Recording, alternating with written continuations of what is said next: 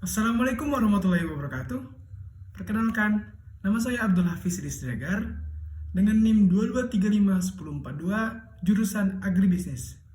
Di sini, saya akan membuat tugas presentasi mengenai eh, pengantar kuliah atau mata kuliah pengantar kewirausahaan dengan topik yang pertama ialah analisis peluang dan ide usaha.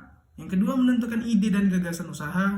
Yang ketiga, menganalisis jenis usaha. Baiklah, langsung saja kita mulai, yaitu analisis peluang dan wirausaha. Kewirausahaan menambah nilai suatu barang dan jasa melalui inovasi. Keberhasilan dapat dicapai bila mana kewirausahaan menggunakan produk, proses, dan jasa inovasi sebagai alat untuk menggali perubahan. Oleh sebab itu, inovasi merupakan instrumen penting untuk memberdayakan segala sumber guna menghasilkan sesuatu yang baru dan menciptakan nilai secara terus-menerus. Wirausaha juga dapat menciptakan nilai dengan mengubah tantangan menjadi peluang melalui berbagai idenya, sehingga pada akhirnya ia menjadi pengendali usaha pada titik itu. Semua tantangan bisa menjadi peluang. Semua tantangan, semua uji coba itu bisa menjadi peluang apabila terdapat sebuah inovasi. Misalnya, saya beri contoh seperti menciptakan permintaan melalui penemuan baru. Dengan penemuan baru tersebut, pengusaha mengendalikan pasar, menciptakan konsumen untuk produksinya. Dengan demikian, produsen tidak lagi bergantung pada konsumen seperti pada filsafat pemasaran yang konvensional. Bagi wirausaha juga, ide dapat menciptakan peluang untuk memenuhi kebutuhan real di pasar. Ide-ide itu menciptakan potensi pasar yang sekaligus merupakan peluang usaha dalam mengevaluasi ide untuk menciptakan peluang usaha atau potensi tersebut. Kewirausahaan juga perlu mengidentifikasi dan mengevaluasi semua risiko yang mungkin terjadi dengan cara, yaitu satu, mengurangi risiko melalui strategi yang proaktif. Yang kedua ialah menyebarkan risiko ke aspek-aspek yang paling mungkin atau yang dimungkinkan. Yang ketiga, mengolah risiko tersebut yang mendatangkan nilai atau manfaat. Tentunya ada tujuan di balik hal yang dilakukan untuk mengevaluasi ide untuk menjadikan potensi tersebut dengan cara mengurangi risiko tersebut, yaitu adalah tujuannya meminimalkan dampak merugikan sebagai akibat dari tumbuhnya risiko. Seperti juga seperti juga dengan cara merencanakan sumber daya secara efektif guna mengembalikan keseimbangan dan keefektifan operasional organisasi sesudah mengalami kerugian yang sangat hebat. Ada tiga risiko yang dapat dievaluasi, yaitu risiko pasar atau persaingan, yang kedua risiko finansial, yang ketiga risiko teknis. Begitu. Menurut Zimmer juga, pada tahun 1996, kreativitas seringkali muncul dalam bentuk ide untuk menghasilkan barang atau jasa baru. Seperti yang pertama ialah ide dapat digeneralkan secara internal melalui perubahan metode yang lebih baik di dalam melayani dan memuaskan pelanggan. Yang kedua juga, ide dapat dihasilkan dalam bentuk produk dan jasa baru. Yang ketiga, ide juga dapat dihasilkan dengan cara bentuk modifikasi pekerjaan atau melakukan pekerjaan tersebut. Tentunya juga ada beberapa langkah penjaringan ide yang dapat dilakukan untuk memaksimalkan ide tersebut, ya. Seperti salah satu contohnya ada beberapa langkah-langkah untuk memaksimalkan ide-ide tersebut. Seperti yang pertama, menciptakan produk baru dan berbeda. Tentunya juga ada dua unsur yang harus diperhatikan dalam menciptakan produk baru dan berbeda ini, wahai kawan-kawan. Yang pertama ialah permintaan terhadap barang atau jasa yang dihasilkan. Itu perlu diperhatikan. Yang kedua juga waktu penyerahan dan waktu permintaan barang atau jasa. Seperti kita menganalisis kapan sih butuhnya sebuah barang yang produk baru yang berbeda ini. Begitu. Kita melihat juga kondisi dan waktunya bagaimana. Kedua, mengamati juga pintu peluang. Layak halnya peluang seperti di zaman era digital kayak gini, peluang untuk menghasilkan produk baru dan berbeda itu apakah memungkinkan atau tidak, gitu. Tentunya dalam menganalisis sangat berguna, gitu ya. Dan juga terkait juga dengan analisis, berhubungan juga dengan poin ketiga, yaitu analisis produk dan proses produksi. Keempat, menaksir biaya awal, yaitu biaya awal yang diperlukan oleh usaha baru. Yang kelima, memperhitung risiko yang mungkin terjadi, misalnya risiko teknik, finansial, dan pesaing tersebut. Seperti itu.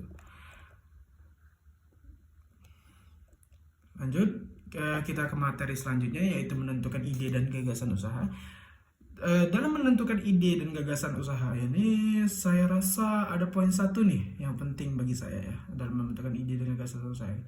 Karena beberapa orang itu dalam menentukan ide dan gagasan usaha tersebut perlu satu sifat bagi saya yang menurut saya sangat penting, yang saya riset juga di internet, yaitu sifatnya itu ialah mental blocking ya teman-teman. Mental blocking itu apa sih? Mental blocking adalah salah satu sifat yang harus dimiliki oleh wirausaha atau pengusaha agar dapat sukses dalam menjalaninya. Hal tersebut dikarenakan kekhawatiran pasti ada pada diri manusia, dan hal inilah yang harus ditanamkan dikarenakan jatuh dan bangkit itu pasti ada dalam suatu kegiatan. Saya ulangi lagi, jatuh dan bangkit itu pasti ada dalam suatu kegiatan. Mental blocking ini mengacu pada seseorang juga yang mengalami ketakutan untuk memulai, khawatir untuk memulai, serta sulit untuk memulai. Mental blocking perlu disingkirkan. Caranya adalah dengan mengubah pola pikir yang selama ini tercipta di kepala. Jadi, caranya ialah salah satu point of view atau poin pentingnya ialah perluaslah cakrawala pengetahuan Anda sebelum memulai bisnis. Dengan cara tersebut mungkin juga bisa meminimalisir akan hal kekhawatiran tersebut. Ketika mencari ide usaha, Anda perlu melakukan analisis peluang usaha yang Anda pilih, yaitu dengan strategi sebagai berikut. Ada 3 strateginya teman-teman, yaitu pertama ialah kenalilah kemampuan atau potensi diri Anda sebelum memulai usaha bisnis tersebut. Layak halnya seperti, bisnis ini sebenarnya cocok nggak sih bagi saya? Bisnis ini sebenarnya sesuai nggak sih dengan karakter saya? Bisnis ini sebenarnya apa ya ibaratnya ya, suka nggak sih saya lakukan? Begitu.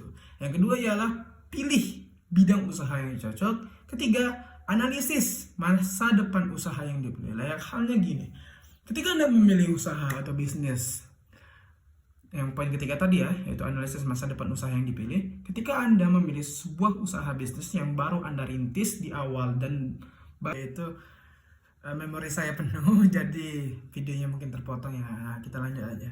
Yang poin ketiga yaitu analisis masa depan usaha yang dipilih. Dalam menganalisis masa depan yang dipilih ini ialah ketika Anda memilih suatu usaha yang baru Anda rintis, baru Anda mulai untuk kemudian harinya, Anda perlu memikirkan beberapa point of view atau beberapa hal yang penting seperti kedepannya itu bagaimana sih usaha ini bisa dapat berkembang gitu, bagaimana sih juga peluang usaha ini bisa menjadi besar gitu, bagaimana juga peluang usaha ini bisa menjadi sukses gitu ya. Tentunya juga dalam memilih sebuah usaha juga tergantung situasi dan kondisional, karena dalam memilih usaha ini situasi dan kondisional itu dapat memungkinkan untuk masa depan usaha tersebut bisa sukses atau enggak. Pada intinya seperti itu. Lanjut, kita lanjut ya ke bagian selanjutnya, yaitu menganalisis atau menentukan jenis usaha. Dalam hal ini Anda perlu mengetahui nih cara untuk memulai usaha yang baik dan benar itu bagaimana sih. Segala sesuatunya mungkin juga akan berjalan baik apabila diawali dengan baik dan benar. Tentunya juga dengan diawali baik dan benar. Ada beberapa cara yang saya riset di internet untuk dapat juga menghasilkan, atau awal yang baik ini bisa menghasilkan hasil yang baik juga gitu, seperti dalam menentukan bidang usahanya bagaimana begitu ya.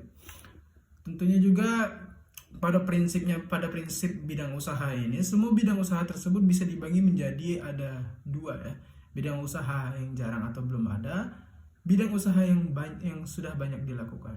Pada bagian ini Bidang usaha yang jarang atau belum ada itu beberapa dari Anda mungkin ragu bila ingin mulai bidang usaha yang belum ada atau yang masih jarang dilakukan. Tapi itu bukan berarti bahwa Anda tidak akan sukses dalam menjalani bidang usaha yang jarang atau belum dilakukan itu. Karena semakin jarang, semakin nggak banyak orang untuk melakukan, otomatis juga pesaing Anda juga semakin sedikit. Kemudian juga semakin unik ketika orang lain memandang, ih ternyata orang ini unik loh. Dalam menentukan bidang usaha ini ada banyak kuncinya juga teman-teman, seperti yang belum ada itu bukan saja ibaratnya ya, harus garis besar gitu. Contoh nih, saya contohkan seperti ini. Ketika Anda membuat sebuah kafe gitu, sebuah kafetaria, tidak perlu juga Anda ganti benar konsep kafetaria itu yang pada intinya itu adalah sebuah tempat untuk ngobrol atau untuk nongkrong gitu-gitu aja. Tapi bisa Anda gantikan dengan cara orang yang belum pernah ada. Selama ini di kafetaria orang cuma menyediakan kopi, makanan seperti halnya kayak makanan-makanan penting seperti kayak nasi ayam bakar kayak gitu makanan-makanan berat. Tapi Anda juga bisa tuh ganti konsepnya layak halnya seperti kalau saya lihat itu ya, sebenarnya sudah ada tapi jarang yang dilakukan oleh pengusaha atau yang ingin berwirausaha. Lain halnya seperti kafe, sebut saja mereknya Starbucks. Nah, Starbucks tersebut ialah kafe yang menyediakan kopi dan berbagai macam juga creamy terus seperti banyak juga seperti varian-varian rasa seperti strawberry entah apalah itu rasa-rasa buah-buahan. Akan tetapi yang paling unik ialah dalam membuat sebuah minuman di Starbucks tersebut, dia mencampurkan minuman tersebut dengan rasa kue. Gitu. Pada intinya dengan kue tersebut orang menjadi unik nih. Gimana sih rasanya minuman dicampur kue ya gitu ya. Yang ibaratnya kue itu di mix terus dicampurkan dengan seperti biasa teman-teman, tadi kita terpotong lagi. Sepertinya memori saya memang sudah penuh gitu ya. Tadi juga sudah saya coba hiraukan hal tersebut. Lanjut kita bermain seperti Starbucks tadi, yang hal unik tadi yaitu yang pembuatan minumannya tadi dicampurkan dengan cake atau kue gitu ya, sehingga membuat orang ini merasa unik kali ini dan juga ingin merasakan enak atau enggak sih. Dan kalau pada intinya sukses dan enak gitu ya, maka jadi ada pada bidang usaha tadi, bidang usaha yang jarang atau belum ada tadi, bisa jadi memungkinkan Anda sebagai salah satu perintis atau salah satu bagian unik dari sebuah usaha Anda, sehingga menjadi nilai juang atau nilai bagus untuk bidang usaha Anda. Ya, bidang usaha yang banyak dilakukan juga banyak seperti berbagai macamnya gitu. Yang kedua ialah lokasi, yaitu kita melihat bagaimana sih lokasi ini bisa memungkinkan. Contoh, kalau Anda ingin membangun kafe, yaitu mungkin berada di titik-titik tertentu seperti titik-titik keramaian gitu. Yang ketiga juga pelanggan. Yang keempat itu tenaga kerja. Dalam menentukan tenaga kerja juga sepertinya harus Anda harus sebagai perintis usaha tersebut atau sebagai manajer usaha tersebut perlunya juga merekrut beberapa orang yang memang benar-benar serius untuk mengerjakan usaha Anda atau bagus dalam kinerjanya. Yaitu dan selanjutnya ialah juga perencanaan keuangan, yaitu Anda harus benar-benar manage nih kayak mana. Dan kalau merasa diri Anda juga belum bisa untuk memanage keuangan atau merencanakan keuangan, akal lebih baiknya Anda menyewa atau merekrut pekerja juga tentang administrasi atau akuntansi tersebut ya. Karena juga perencanaan keuangan ini juga sangat penting untuk memulai suatu usaha gitu ya. Bukan sangat penting, bukan salah satu, malah bahkan bisa jadi point of view awal, yaitu the first point of view atau pertama kali hal yang sepertinya harus Anda pikirkan gitu. Begitulah dalam menganalisis presentasi saya dalam analisis peluang ide dan ide berusaha, menentukan ide dan gagasan usaha, dan menganalisis jenis usaha. Pada intinya ialah semua tersebut bisa dilakukan jikalau kita menambah menambahkan pengetahuan dan pengalaman menjadi satu komponen yang sangat penting untuk sebuah kemajuan dalam bidang wirausahaan Anda, gitu ya. Oke lah, baiklah teman-teman, mungkin di penghujung waktu juga kayaknya sepertinya juga sudah lama kita saya juga mengobrolkan hal ini gitu. Pada intinya gitu, segala sesuatu itu bisa menjadi suatu komponen yang sangat berarti jikalau pengetahuan dan pengalaman itu digabungkan. Dan pada intinya juga Anda sebagai wirausaha yang perlu diperhatikan ialah sifat, yaitu gigih ya. Jangan pernah menyerah, never give up. Saya Abdullah Sidik Sregar. Dengan ini saya mengakhiri video presentasi saya. Apabila ada kesalahan dalam omongan saya mohon maaf. Kepada Allah saya mohon ampun. Wabillahi taufiq wal hidayah. Wassalamualaikum warahmatullahi wabarakatuh.